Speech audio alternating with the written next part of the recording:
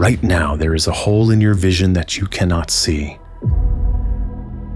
Your brain is hiding it from you, and it is not the only thing it is hiding. Everything you call reality, the solid floor beneath you, this moment you're in, the person you think you are, is being edited before it ever reaches you. 5 pieces of the real world have been cut from your experience, and you have never noticed one. Today, we're going to let them back in.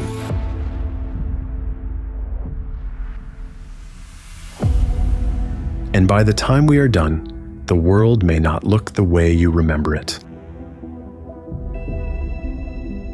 Before we go through the 5 cracks, I want you to listen to one woman's story. She is a brain scientist. She spent her life studying the organ that builds our experience of reality. And one morning in 1996, that organ stopped building it.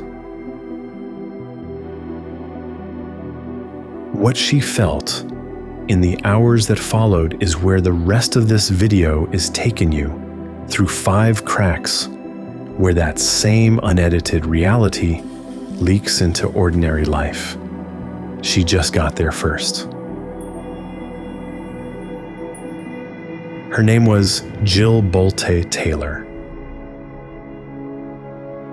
On the morning of December 10th, 1996, a blood vessel ruptured in her left hemisphere, the side of the brain that handles language, the side that runs the steady inner voice telling you who you are, where you are, what you are doing next. Over the next hours, she watched the inner narrator go quiet. The voice that says, "I am Jill," it stopped arriving. She stepped into the shower and lost the edge of her own body.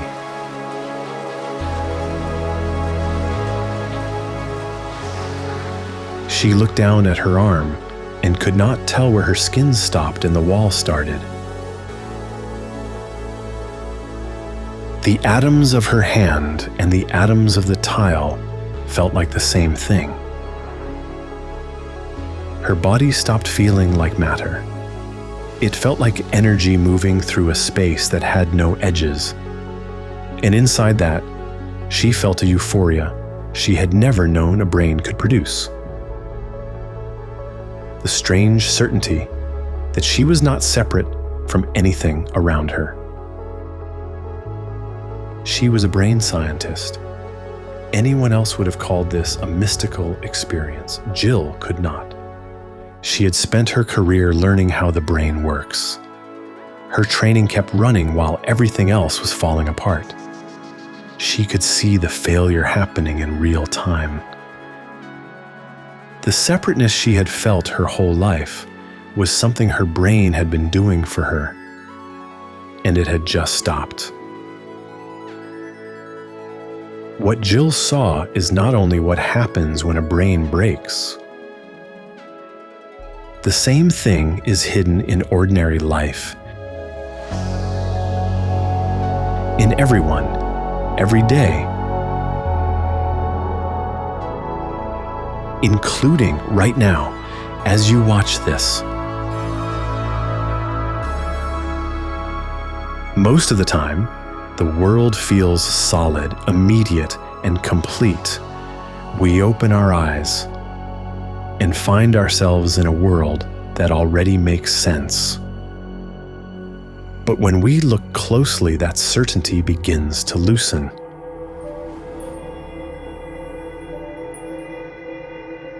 The first crack begins in the eye. In each eye, there is a small place where the world leaves no trace. It is inside your vision right now, and you cannot see it. It is called the blind spot. It exists because the optic nerve has to leave the back of the eye. At that exit point, The retina has no light detecting cells. The visual signal contains a gap before it reaches the brain. A small patch of the world is missing from the image your eye can provide. You might expect to notice it, like a gap in the page, a hole in the wall. But daily life appears seamless. The gap is handled before awareness ever receives it.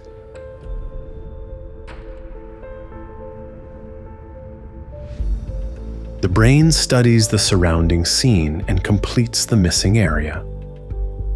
A white wall continues as white. Wallpaper carries on its pattern. The absence is real, but it never arrives as absence. By the time you experience the scene, the missing part has already been woven into the whole. This repair work belongs to vision itself. Your eyes begin the work of seeing, but they do not finish it alone.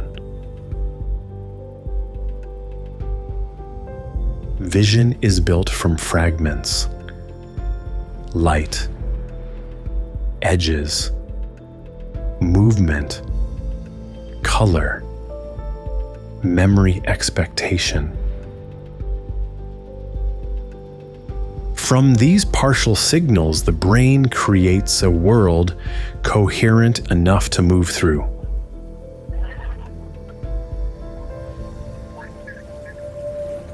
Think of a video call breaking up, but you still follow the conversation. Your mind carries meaning across the missing pieces. Perception works the same way. It receives fragments and turns them into continuity. It gives you reality as something lived, stable enough to walk through, meaningful enough to respond to, and incomplete enough to remind us that seeing is always an act of interpretation. So perhaps we do not simply receive reality, we participate in its appearance. That is the first crack. A place where information is missing, and from that missing place, a world is made.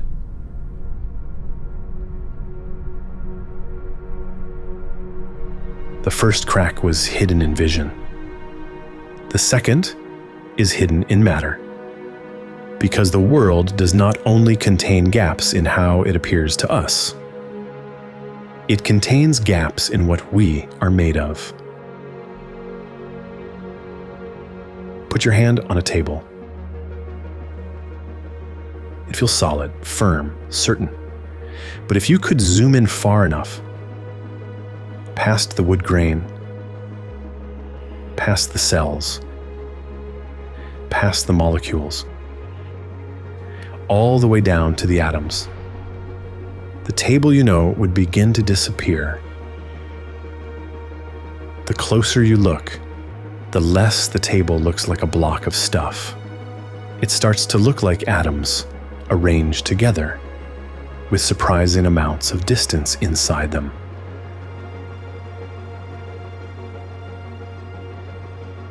Atoms are not tiny hard balls packed together like marbles in a jar. Most of an atom is open space.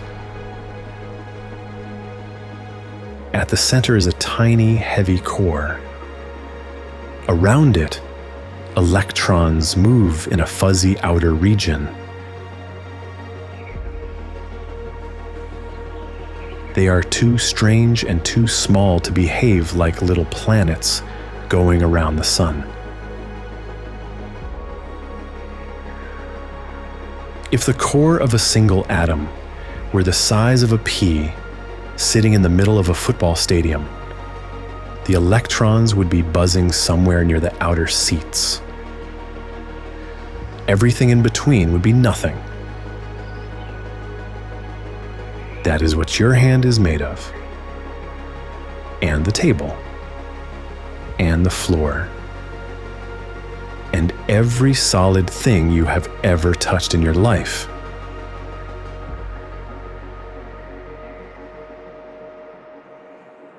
So why does the table feel solid? Because the atoms in your hand never truly pass through the atoms in the table. As they come close, the electrons around them push back. And at the smallest scales, matter follows rules that stop everything from collapsing into the same place. You cannot see this resistance, but your body feels it as hardness. So at our size, it feels as if two solid things are touching.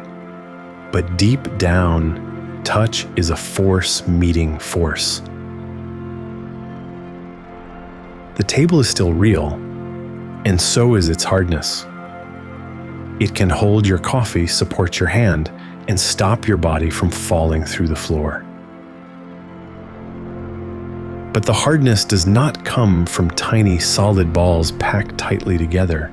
It comes from countless tiny parts holding their shape and pushing back together.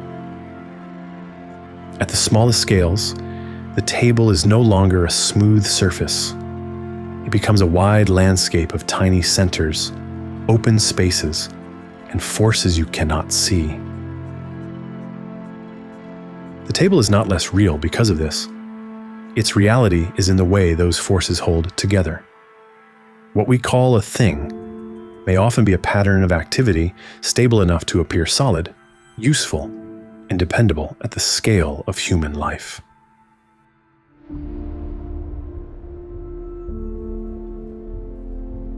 For a long time, people imagined the world is a collection of tiny solid pieces like little bricks stacked together to make everything we see. But the deeper we look, the less the universe behaves like a pile of bricks.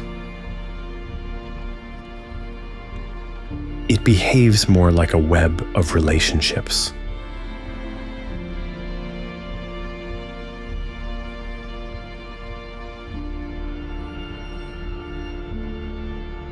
So, solidity has begun to loosen. But the third crack is hidden in the one place we rarely think to question. And that is the now. The present feels instant, clear, and complete. Everything seems to reach us in the same moment. But between the world happening and the world being felt, there is a hidden interval. And inside that gap, now begins to change. You feel as if you are experiencing this moment live, this image, this sound, this sentence. But light needs time to enter the eye. Sound needs time to reach the ear. And touch needs time to travel through the body. Before any of it becomes experience, it has already taken a small journey. The delay is tiny, usually too small to notice. Still, life does not feel delayed. You do not experience separate signals arriving one by one. You experience a room, a voice, a body, a world that appears to hold together. But now is held together by more than incoming signals. It also carries the moment that came just before. Think of a sentence. You only understand the word you are hearing because the earlier words are still present in your mind. They have passed, but they remain inside the meaning. What came before shapes what is happening now. Reality was not a row of frozen instants.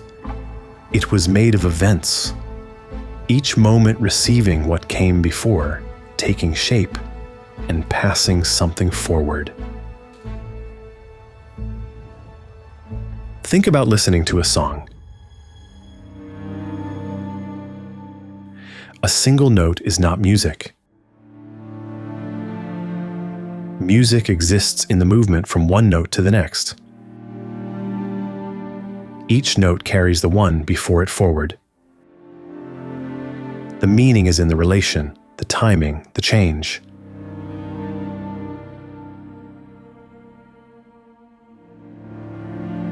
Time may be closer to that than to a container the universe sits inside. It is not an empty background where things happen. It is part of how things happen together. The same thing happens at a much bigger scale. The sunlight touching your skin is about 8 minutes old. The light from distant stars may have been traveling since long before human beings existed. So the moment you are living contains more than one time. It brings together the near and the far, the recent and the ancient, the body and the cosmos. That is the third crack. The present feels like the simplest thing in the world, but it is already a relationship between what has happened, what is arriving, and what is becoming next. But now we run into a stranger problem. How do you describe a world that never stops moving? Because the moment we put reality into words, we begin to change its shape.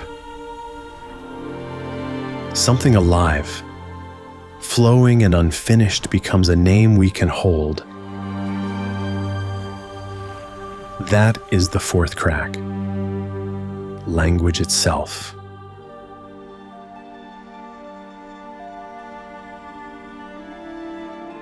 Language is one of the most powerful tools our species has ever built. It lets us name things, share ideas, write down what we have learned, and pass it forward to people we will never meet.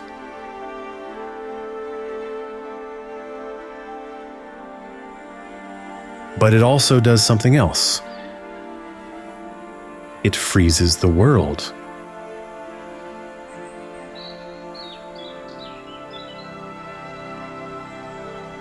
We say, the tree is green.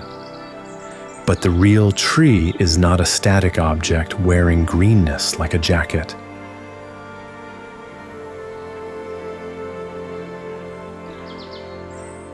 The tree is drinking water through its roots.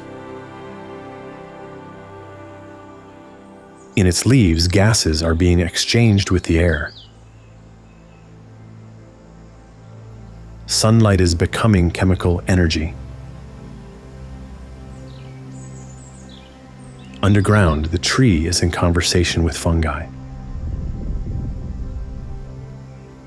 Above ground, with insects, wind, temperature, soil, and time. And its greenness depends on light, pigments, your eyes, your brain, and even the atmosphere between you and it.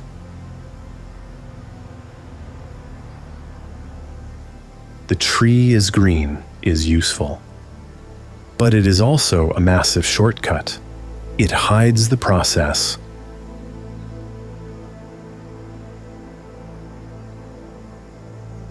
This is the central problem with words.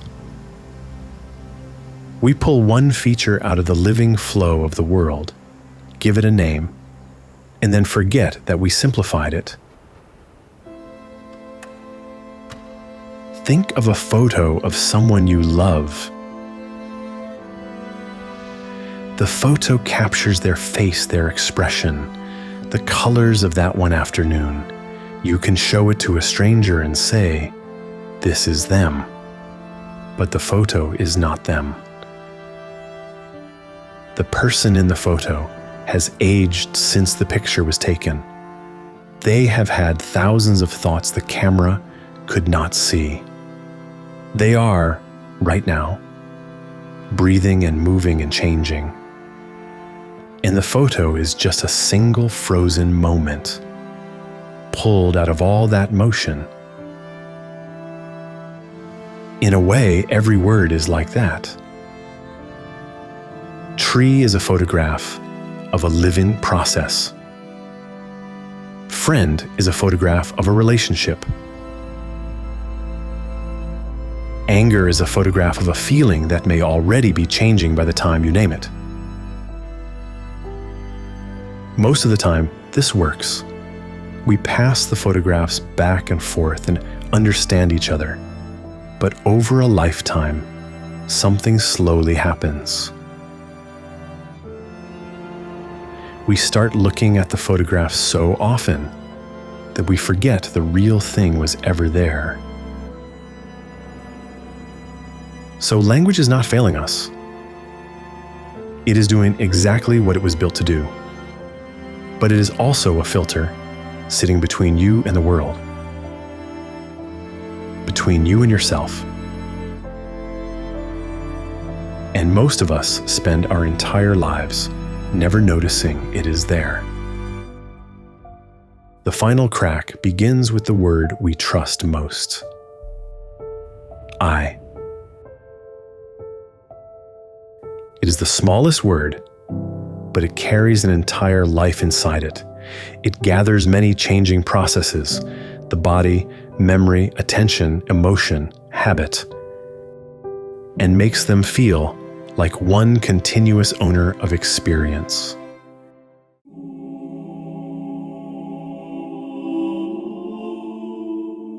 But suppose for a moment that you could look beneath the word. Suppose you could see the world before language turns it into nouns. Then the self would no longer appear as one solid thing at the center of it all.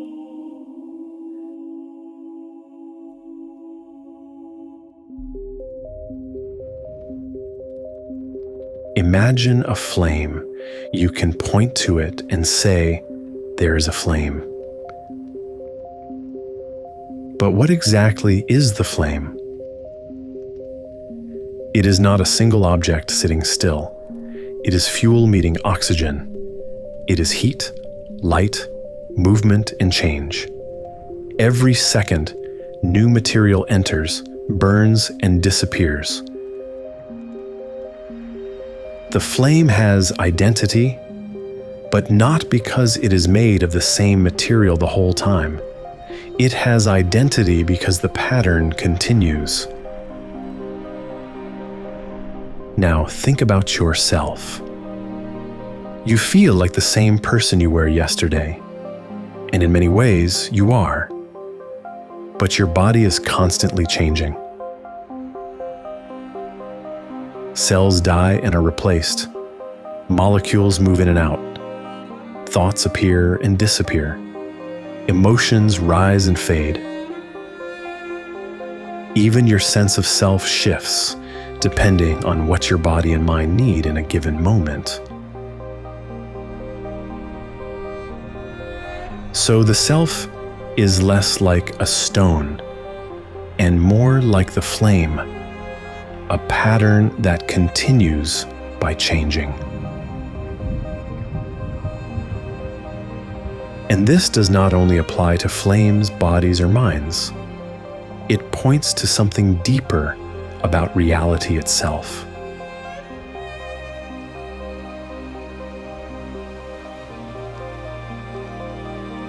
The basic units of the world are not best understood as tiny pieces of dead matter, but as events of becoming.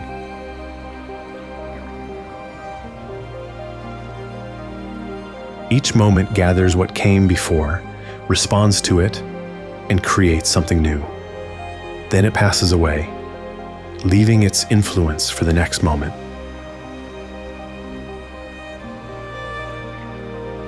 Your life is not as one unchanging object moving through time, but as a stream of moments inheriting from previous moments and passing something forward.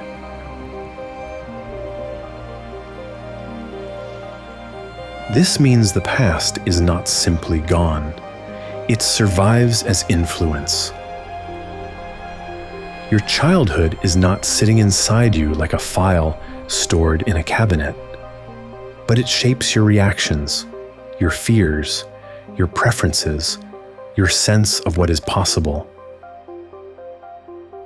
The past becomes part of the present as a pattern, and the present does not merely repeat it, it adds something.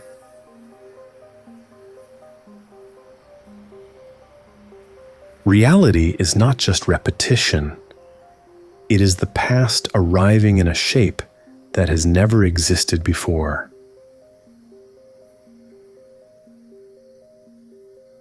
We have followed 5 cracks through ordinary reality, and each one opened in a different place. But beneath them all was the same strange pattern. Reality was never a finished object sitting in front of us. It was something still happening. The 5 cracks were not showing us that reality is fake. They were showing us that reality is not separate from us in the way we usually imagine. This is what Jill felt on the morning of December 10th. Her body did not merge with the wall. The atoms still resisted. The forces still pushed back. Her hand was still a hand. The tile was still a tile. What changed was the experience of being apart from any of it. The line between her and the world had been a feeling, not a fact. When her brain stopped drawing the feeling, what was left was this. One field of matter, holding itself together, experiencing itself from inside a body that had briefly forgotten where it ended.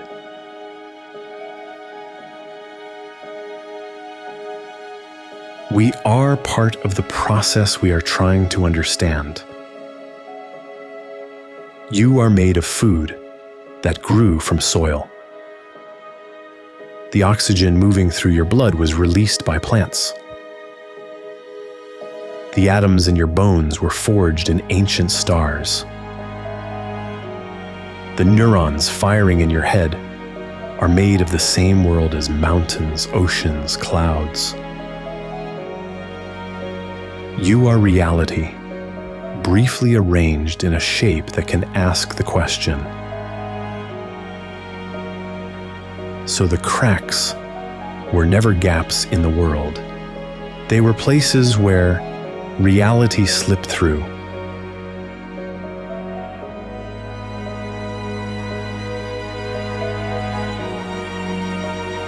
We spend much of our lives treating the world as a finished thing, waiting to be observed.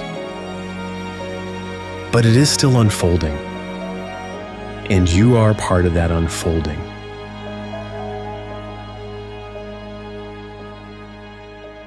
You were never just watching this. You were the watching. Let us stay with these cracks, not as ideas, as the thing happening to you right now as you watch.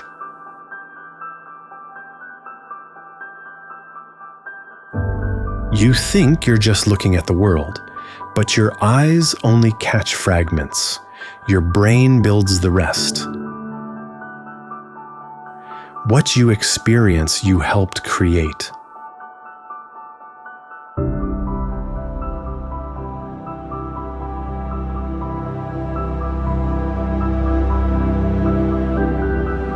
Right now, there is a hole in your vision. Your brain is painting over it so you never see the gap.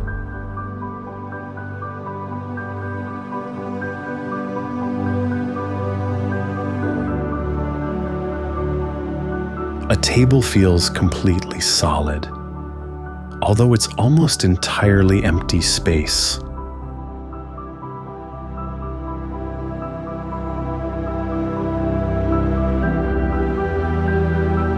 You think your hand touches the table.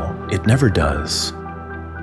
What you feel as solid is just the push between you and it.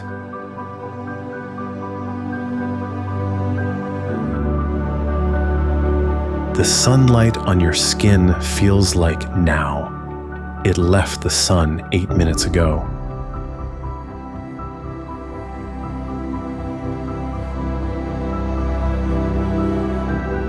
The starlight you can see is older than your whole species.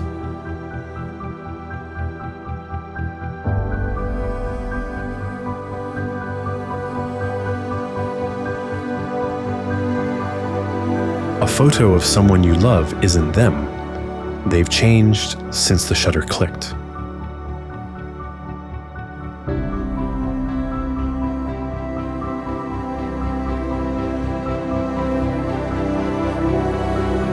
Every word works the same way.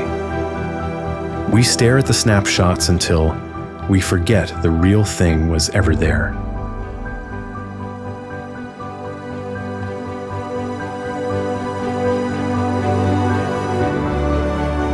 Every cell in you will be replaced. You'll still be you.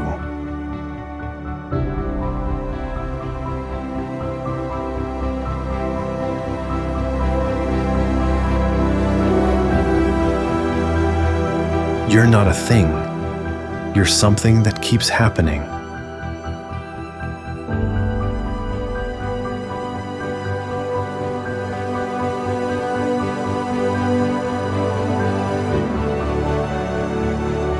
You feel like you stop at your skin and the world starts.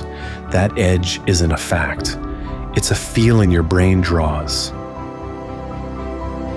And it can switch off.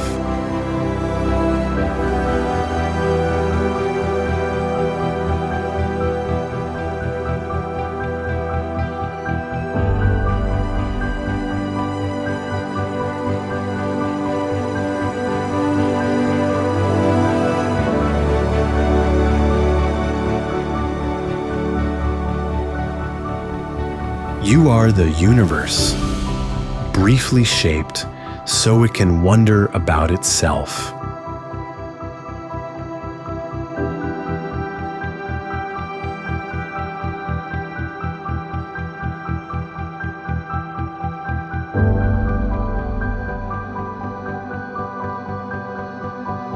You were never just watching this.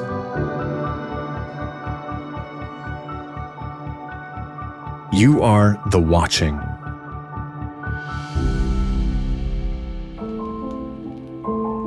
If this video opened something up for you, consider joining as a channel member below. Producing episodes like this takes a great deal of time and effort, and your support directly helps us keep creating them.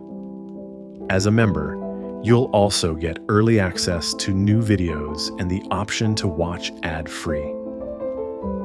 And if you're new to the channel, this video here is a great place to continue.